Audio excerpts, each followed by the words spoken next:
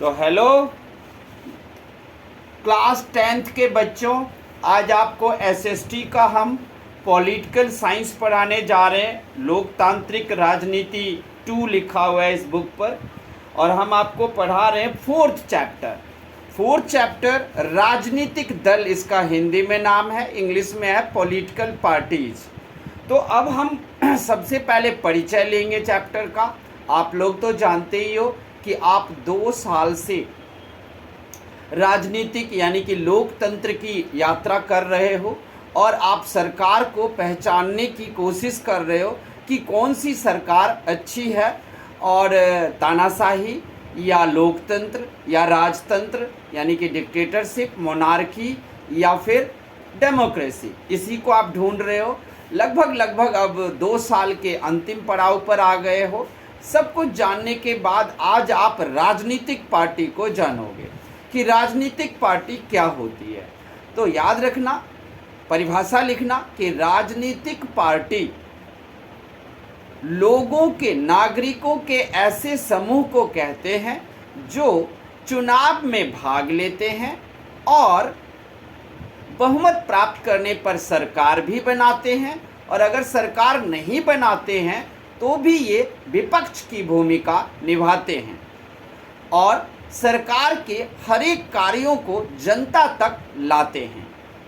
जो भी सरकार बने वो अगर कौन सा कार्य कर रहे हैं वो अच्छा है या बुरा है, तो विपक्षी राजनीतिक दल जो होते हैं वो जनता तक सरकार के सारे कारगुजारी को पहुंचा देते हैं और सभाएं करके या अन्य माध्यम से सरकार को बताते रहते हैं।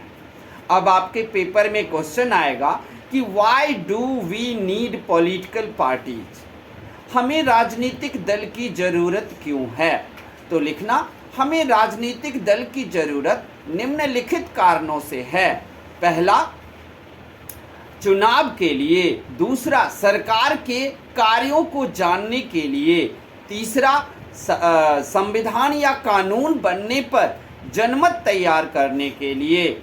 और चौथा, नागरिक की जो भी समस्या है उन समस्याओं को सरकार तक पहुंचाने के लिए। और पांचवा, देश में विकास या अन्य तरह के तरक्की की नीतियां अपनाने के लिए हमें राजनीतिक दल की ज़रूरत है। तो अब आप लोग राजनीतिक दल का परिभाषा भी समझ गए, अर्थ भी समझ गए, और राजनीतिक दल हमें क्या ज़रूरत है सब दोनों समझ गए। Why do you need political party and what is political party, आप लोग दोनों ही चीज़ को समझ गए हो। अब हम देखेंगे तीसरा क्वेश्चन जो आपके पेपर में आएगा, वो है कि राजनीतिक दल के क्या कार्य हैं। निश्चित, what are the function, what are the works of political parties, ये क्वेश्चन आएगा। तो आप क्या लिखोगे? लिखोगे कि राजनीतिक दल के निम्नलिखित कार्य हैं। देयर आर फॉलोइंग फंक्शन या works of political party. First लिखोगे आप, यह पॉलिटिकल पार्टी चुनाव लड़ते हैं। क्या लिखोगे? पॉलिटिकल पार्टी चुनाव लड़ते हैं। Political party participate in the election. दूसरा, दल अलग अलग नीतियों और घोषणाएं करते हैं। राजनीतिक दल नीतियों का घोषणा करते हैं और तरक्की की नीति भी बनाते हैं। तीसरा, पार्टियां देश के कानून निर्माण में भी भाग लेते हैं। चौथा, चुनाव जीतने पर वो सरकार बनाते हैं और हारने पर भी विपक्ष के रूप में महत्वपूर्ण भूमिका निभाते हैं। इसके बाद पांचवा, जनमत निर्माण। जब जनमत निर्माण, जो मैं अभी बताया था कि जनमत निर्माण यानी कि जनता की अगर कोई राय जाननी होती है तो हमें राजनीतिक दल का ये कार्य है कि वो जनमत निर्माण करके लाती हैं। और छठा होगा कि राजनीतिक दल सरकार के साथ ही, चाहे वो विपक्ष में ही क्यों ना हो, एक मशीनरी के रूप में काम करती हैं। अब आपके पास है कि राजनीतिक दल की ज़रूरत, क्या हमें राजनीतिक दल की ज़रूरत है? तो हमने बता दिया हाँ, क्योंकि कोई भी नागरिक तो जाकर देश पर शासन नहीं कर लेगा ना। हमें देश में क्या चाहिए? राजनीतिक दल चाहिए। वो क्या करेंगे? इलेक्शन लड़ेंगे और फिर उनका ग्रुप उनके जीते हुए उम्मीदवार सरकार चलाएंगे। तो राजनीतिक दल अगर मान लो नहीं हो तो क्या लोकतंत्र की कल्पना हम कर सकते हैं? बिल्कुल नहीं। We cannot imagine about the democracy if we have not political parties, because political parties participate in the election and form the government after getting the majority. तो हमें पॉलिटिकल पार्टी के बिना डेमोक्रेसी नहीं चल सकता। अगर आप डेमोक्रेसी रखना चाहते हो, लोकतंत्र प्रजातंत्र रखना चाहते हो, तो आपको क्या चाहिए? पॉलिटिकल पार्टी तो चाहिए ही। चाहे आपके पास अच्छे पॉलिटिकल पार्टीज हो या बुरे पॉलिटिकल पार्टीज हो, पॉलिटिकल पार्टी तो चाहिए। चाहे अच्छे लोग देश पर शासन करें या फिर बाहुबली और बुरे लोग देश पर शासन करें, लेकिन आपको क्या चाहिए? आपको शासन तो चाहिए, आपको वो चीज़ तो मतलब पॉलिटिकल पार्टी तो चाहिए। अब देखते हैं कितने राजनीतिक दल। तो आप अगर पूरी दुनिया में घूम घूम करके देखोगे तो अलग अलग आपको पॉलिटिकल पार्टीज़ और अलग अलग देश में डिफरेंट टाइप के पॉलिटिकल पार्टीज़ मिलेंगे। और हम अपने देश में भी देखते हैं कि हमारे देश में कितने पार्टी हैं और देशों में कितने पार्टीज़ हैं। तो चलो सबसे पहले अमेरिका चलते हैं। आप अमेरिका में देखोगे 2 ही पार्टी है, तीसरा है ही नहीं, ऐसा लोकतंत्र है। चाइना में जाओगे तो 1 ही पार्टी है, रसिया में जाओगे तो 1 ही पार्टी है। अगर आप इंग्लैंड में जाओगे तो कई सारे पार्टी हैं, अगर इंडिया में आओगे तो कई सारे पार्टी हैं। अब कई सारे पार्टीज़ हैं तो कई सारे पार्टीज़ वाले अच्छा हुआ या 2 पार्टीज वाला अच्छा हुआ या एक पार्टी वाला अच्छा हुआ? तो इसके लिए ना आप तीनों क्वेश्चन आपको पढ़ने पड़ेंगे। द्विदलीय पार्टी वाले लोकतंत्र की विशेषता बताइए और हानि बताइए, आएगा। बहुदलीय प्रणाली वाले लोकतंत्र की हानि बताइए और विशेषता बताइए। एक दलीय लोकतंत्र वाले प्रणाली की हानि बताइए और विशेषता बताइए। तो आपको तीनों को पढ़ना पड़ेगा। देखो, द्विदलीय शासन प्रणाली जो है उसकी विशेषता ये है कि एक पार्टी को अच्छा काम करना ही पड़ता है, क्योंकि उसे दूसरे पार्टी उसे पता है कि अगर हम अच्छा काम नहीं करेंगे तो दूसरी पार्टी जीत जाएगी, इसलिए वो अच्छा काम करता ही करता है।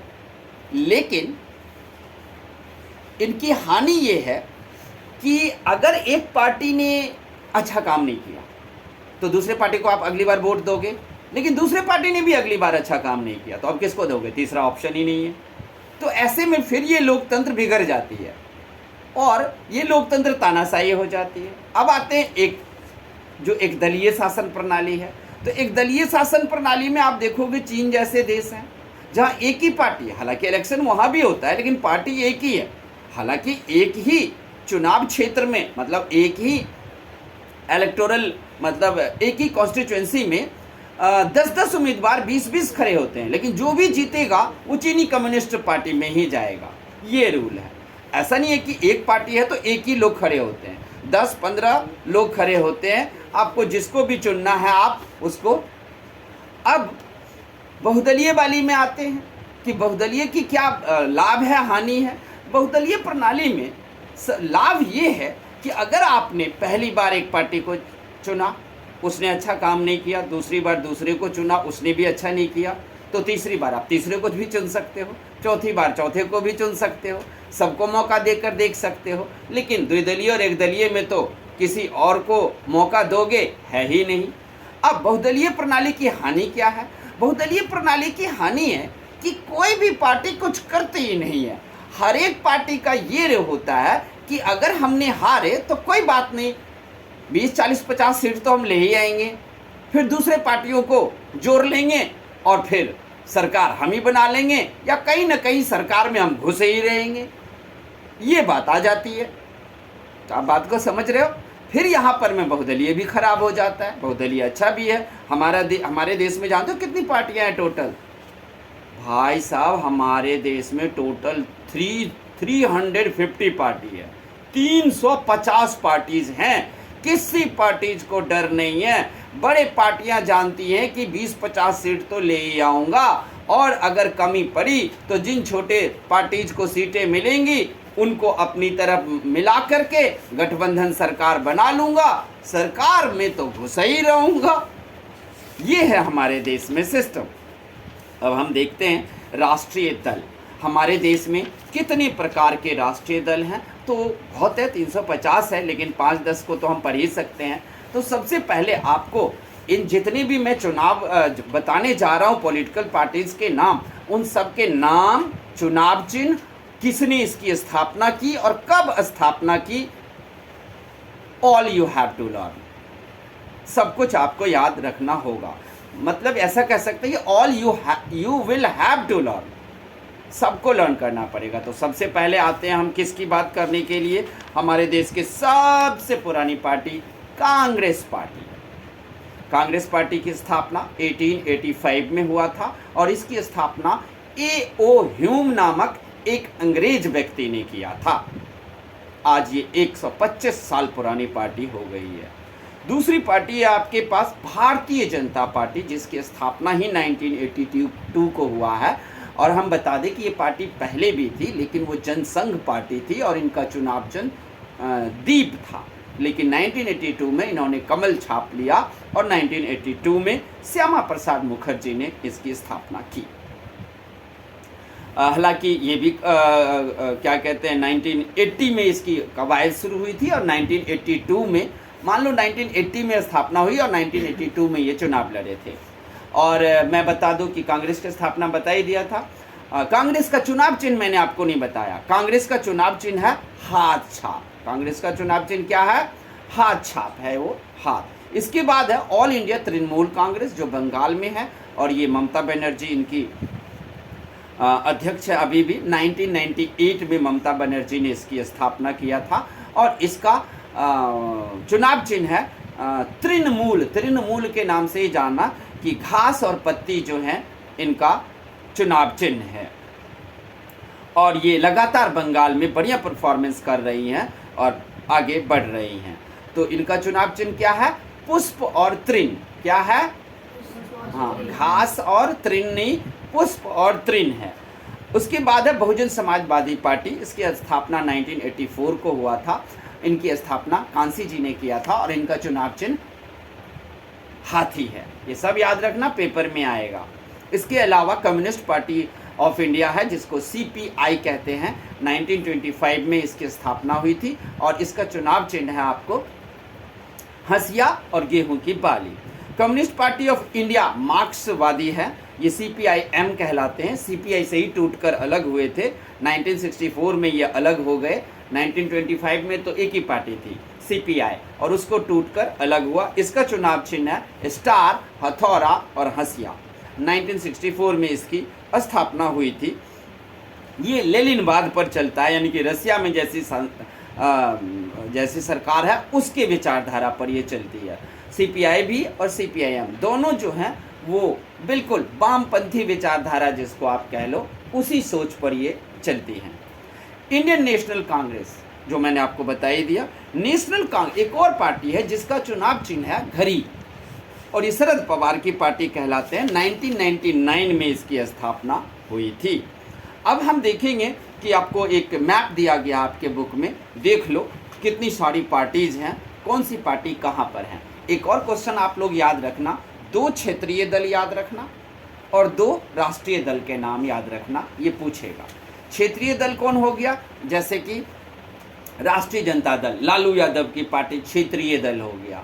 बीजू जनता दल ये हो गया, क्षेत्रीय हो गया। AIADMK ये तमिलनाडु में है और DMK ये भी तमिलनाडु में है। ये सब पार्टी क्षेत्रीय पार्टीज हो गए और इनके चुनाव चिन्ह भी याद कर लेना आप लोग। इसके बाद आते हैं राजनीतिक दलों के सामने चुनौतियाँ। क्या राजनीतिक दलों के सामने चुनौतियाँ हैं?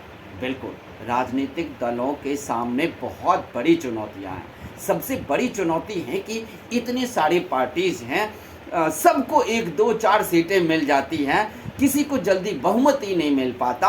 ये सबसे बड़ी प्रॉब्लम हो जाती है राजनीतिक दलों के सामने चुनौती। सारे पार्टी अपनी अपनी विचारधारा के हैं, हमारे देश में लोग सब भी अपने अपने विचारधारा के हैं और यहाँ पर बहुमत मिलना बहुत ही मुश्किल हो जाता है। और अगर बहुमत नहीं मिला तो गठबंधन सरकार बनेगी, और गठबंधन सरकार में किसी भी पार्टीज का कोई कुछ चलने ही नहीं देता है। इसके बाद आएगा आपको इनकी ये चुनौती है। दूसरा कि बहुत सारे पार्टीज़ हैं जो पैसे वाले नहीं हैं, उनके पास कम दान दक्षिणा आया है, तो ऐसे में वो ज़्यादा खर्च नहीं कर पाते, और जो पार्टीज मजबूत हैं, पैसे वाले हैं, वो पैसे खर्च करके और चुनाव पर अपना प्रभाव डालते हैं।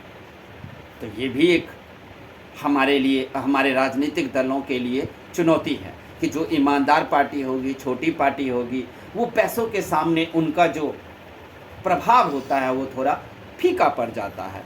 इसके अलावा अब अगर देखते हैं कि राजनीतिक दल सब पैसे बांट करके वोटरों को अपनी तरफ लुभाते हैं, साड़ी, कंबल, शराब, पाव रोटी, ये सब बांटकर अपनी तरफ लुभाते हैं। बस एक चीज़ सुधार हुआ है कि पहले क्या था कि जीतने के बाद ना कोई भी उम्मीदवार अपना पार्टी छोड़कर जो जहाँ ज़्यादा लोभ दिखाई पड़ा, लालच, उसमें चले जाते थे, लेकिन कानून बनाकर अब ये ख़त्म कर दिया गया कि अगर आप कांग्रेस से जीतते हो और जीतने के बाद कहोगे बीजेपी में जाएंगे तो आपकी उम्मीदवारी निरस्त कर दी जाएगी, और वहाँ पर में इलेक्शन क्या होगा, फिर से होगा। अब देख लिया राजनीतिक दल की कुछ तो प्रॉब्लम है, कुछ तो इनमें समस्या है, तो इन राजनीतिक दलों को कैसे सुधारा जा सकता है ये बताओ, ये क्वेश्चन आएगा। राजनीतिक दलों को निम्नलिखित रूप से सुधारा जा सकता है। We can bring improvement in the political parties by the following steps. पहला क्या करेंगे हम राजनीतिक दलों को निम्नलिखित रूप से सुधार सकते हैं। पहला, राजनीतिक दल को हम कितना चुनाव में खर्चा कर रहा है उस पर चुनाव आयोग नज़र रखे और पूरा उसका लेखा जोखा और ब्यौरा प्राप्त करे। दूसरा, चुनाव के दौरान अगर कोई भी पार्टीज किसी भी घराने को लेकर या किसी के बहू बेटी को लेकर के अगर गलत करता है तो उस पर भी नज़र रखा जाए, और क्योंकि किसी की बहू बेटी सरकार चलाने नहीं आएंगे, जो व्यक्ति आया है उस व्यक्ति की आप खाक छानिए, एक एक उसकी गलतियां निकालिए और जनता को बताइए, ये आपके लिए जायज़ है। तीसरा है कि पॉलिटिकल पार्टीज को भी ये ध्यान रखना चाहिए कि हमारी जो घोषणा पत्र हो वो वही घोषणा पत्र हो जो सच में चुनाव जीतने के बाद हम लागू कर सकें, क्योंकि हमारे देश में चुनाव के दौरान देखोगे 100 गज का प्लाट देंगे, 8,500 रुपये महीना देंगे, 10,000 रुपये महीना देंगे, ये महीना देंगे, वो महीना देंगे। कमाल है यार, 150 करोड़ लोगों के लिए एक नेता कमाएगा क्या? एक नेता कमाकर 150 लोगों को 8,500 रुपये महीने दे दोगे? तो जो चीज़ तुम लागू कर पा, यानी कि झूठ मत बोलो, तभी राजनीतिक पार्टी को क्या किया जा सकता है, सुधारा जा सकता है। और दूसरी बात, चौथा कि एक कानून बनना चाहिए जिस पे राजनीतिक दल कितना खर्च करे, क्या बोले, किस तरह जनता को लुभाए, इस पर कानून बनना चाहिए। क्योंकि आपने अपने घोषणा पत्र में जो कुछ भी बोला, अगर वो पूरा नहीं हुआ तो, अगर आप वो पूरा नहीं कर पाए तो तब उस नेता को जेल होनी चाहिए कि आपने चुनाव के दौरान जो घोषणा की थी वो तो लागू आप कर भी नहीं सकते और हो भी नहीं सकता, करके दिखाओ, और नहीं किया तो आपको जेल होनी चाहिए। तब जाकर के हमारे देश में राजनीतिक दलों को सुधारा जा सकता है। नहीं तो चुनावी कैंपेन के दौरान, during election campaign, leaders promise different types of plan. Those plan can be not conducted in the future. किसी भी हालत में उस प्लान को आगे नहीं बढ़ाया जा सकता, न संभाला जा सकता है, तो ऐसे में उनको सीधा जेल होनी चाहिए। क्या होनी चाहिए? सीधा जेल होनी चाहिए। तुमने ये गलत वादे किए क्यों थे? क्या ये वादे तुम पूरा कर सकते हो? नहीं कर सकते, तो फिर तुमने वादे किए क्यों? सीधे तौर से उनको जेल होनी चाहिए। ठीक है बच्चों, तो ये था आपका राजनीतिक दल। हर जो भी क्वेश्चन आएगा वो सारे क्वेश्चन मैंने बोल दिए हैं। अब हम आपको वो क्वेश्चन का लिखवाएंगे, उस क्वेश्चन के आंसर भी लिखवाएंगे। और अगर आप लोग हमारी दी हुई लेक्चर में से अगर कुछ भी भूल जाओ तो आप बार बार हमारे इस वीडियो को देख सकते हो, आपको सारी बातें याद आ जाएगी और आपके लिए अच्छा होगा। ऑफलाइन में हम आपको सारे क्वेश्चंस लिखवाएंगे और सारे के सारे आंसर भी लिखवाएंगे। तब तक के लिए आप लोग धन्यवाद। और ऑनलाइन बच्चे जो भी देख रहे हो, अगर हमारी ये क्लास अच्छी लगी आपको तो आप इस चैनल को ज़रूर सब्सक्राइब कर देना। आप लोग स्वस्थ रहें, आनंदित रहें।